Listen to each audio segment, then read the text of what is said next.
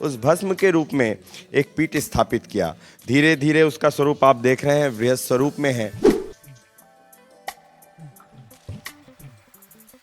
मनुष्य की गहराई इस धुनी में है।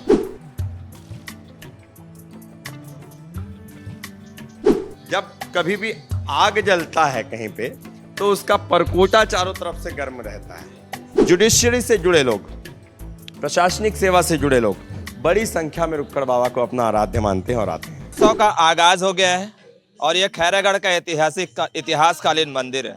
यह मंदिर 1700 के आसपास का है।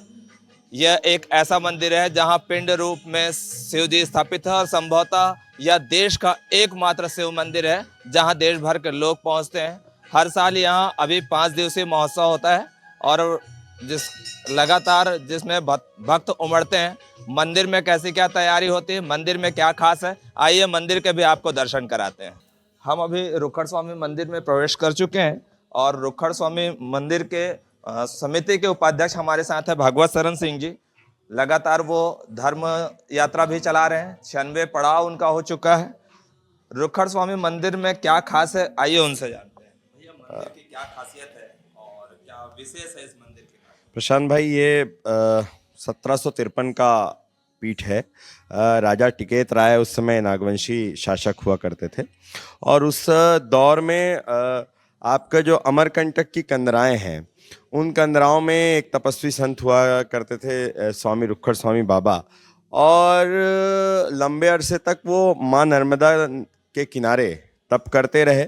और उसके बाद जैसे जैसे वो आगे बढ़ते गए तो कुछ समय बाद उन्होंने खैरागढ़ को अपना स्थान बनाया और खैरागढ़ में राजा टिकैत राय के दौर में ही उन्होंने विभूति रूप में, भस्म के रूप में, जो भस्म जलता है धुनी में, उस भस्म के रूप में एक पीठ स्थापित किया।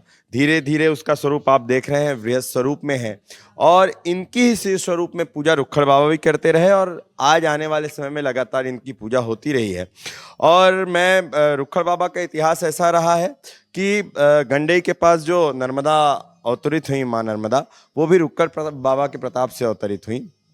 खैरागढ़ के अतिरिक्त अहिवारा, नारधा, ऐसे अलग अलग, देवादा, कुही, महाराष्ट्र में भंडारा, ऐसे अलग अलग स्थान हैं जहाँ पे रुक्खड़ बाबा ने अपना अपना एक चिन्ह छोड़ा हुआ है, जिनकी पूजा होती है।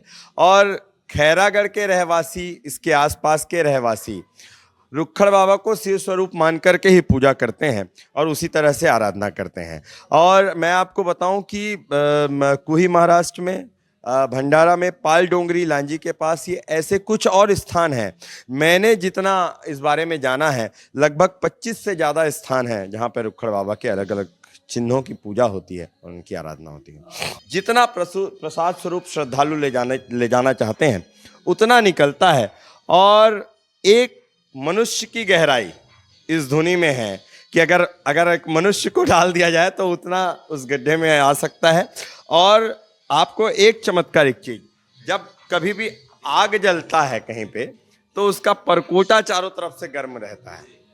आप अपने हाथ से छू करके देखिए, ये जब धुनी, बहुत बड़ी संख्या में भी लकड़ियां जलती हैं और प्रज्वलित होती हैं, ये धुनी इसी तरह से इसका परकोटा ठंडा रहता है। कुछ किस्से हैं और ऐसे ऐसे किस्से हैं कि बिलासपुर से चलकर एक संत शिरडी की ओर जा रहे थे, शेगांव की ओर, और जब खैरागढ़ पहुंचे तो उनके पूरे पैरों में छाले थे। ये हमारे प्रत्यक्ष घटना है हमारे सामने की। और जब पैरों में छाले हुए तो यहाँ आकर के पहले उन्होंने डॉक्टर को दिखाया और डॉक्टर को जब बताया तो बोले कि अब आप यहाँ से पैदल आगे नहीं जा सकते। तो वो आए और यहाँ पे आने के बाद इस पूरे भस्म को अपने पैरों में लगाया और उसके बाद सो गए वो। और रात में वो उनका पूरा जो छाला था वो फूट गया और पस निकल गया उसमें से। और उसके बाद वही विभूति को पैरों में बांध करके वो आगे निकल गए। वो आते हैं बीच बीच में, इन अवसरों पर आते रहते हैं। चमत्कार के किस्से बहुत हैं, आस्था और विश्वास की बात है। जब टिकैत राय जी थे, राजा शासक थे, तो रुक्खड़ बाबा को ऐसा ऐसा उन्होंने आशीर्वाद दिया। उन्होंने कहा था, जब तक मेरी मढ़ी तब तक देरी गढ़ी। और आज उनका कहने का तात्पर्य था उस आशीर्वाद का कि जब तक क्या मठ रहेगा तब तक खैरागढ़ रहेगा, और वैसा ही होता है।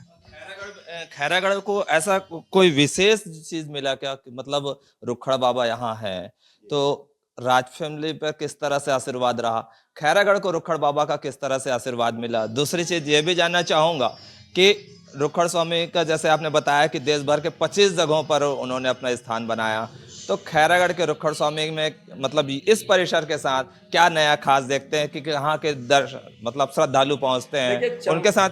देखिए, मैं आपको बता रहा हूं, पहले तो जो भस्म है, आपको विश्व में आप रेत से बना शिवलिंग पाएंगे, पत्थर से बना शिवलिंग पाएंगे, स्फटिक से बना शिवलिंग पाएंगे, मगर ऐसा शिवपीठ जो भस्म से बना हो, आप गूगल सर्च कर लीजिए, आपको ऐसा कोई शिवपीठ नजर नहीं आएगा।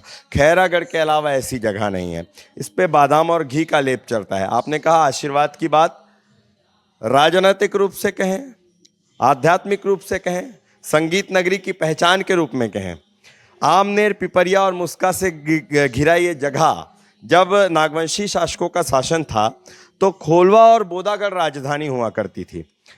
पहले इन तीनों नदियों के बीच में अगर पहली बार पहुंचने वाला कोई व्यक्तित्व था या शख्स था या आध्यात्मिक पुरुष था तो वो रुखड़ बाबा थे। पहली बार उन्होंने ही अपने को इसको स्थान बनाया और उसके बाद मैं इनको रुखड़ बाबा को परिवार तक नहीं जोड़ना चाहूँगा।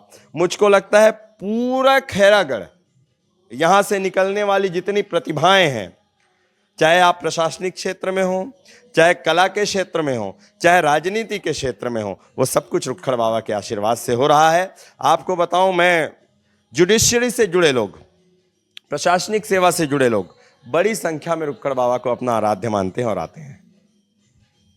रुखड़ स्वामी के कई किस्से हैं और लोग रुखड़ स्वामी में जिस तरह से लोगों की आस्था बनी हुई है, लोग यहाँ पर अपनी मन्नतों को लेकर के आते हैं। निश्चित तौर पर यह एक मन्नत का भी मंदिर है। जिस तरह से यहाँ जो है भस्म रूपी शिवलिंग की बात कही जा रही है वो अपने आप में पूरे भारत में अनोखा है और यही कारण है कि इसकी प्रसिद्धि लगातार दिनों दिन बढ़ रही है और 5 दिवसीय जो रुखड़ स्वामी महोत्सव है वो दिनों दिन अपना स्वरूप बड़ा होते जा रहा है। IBC 24 के लिए प्रशांत सहारे, खैरागढ़।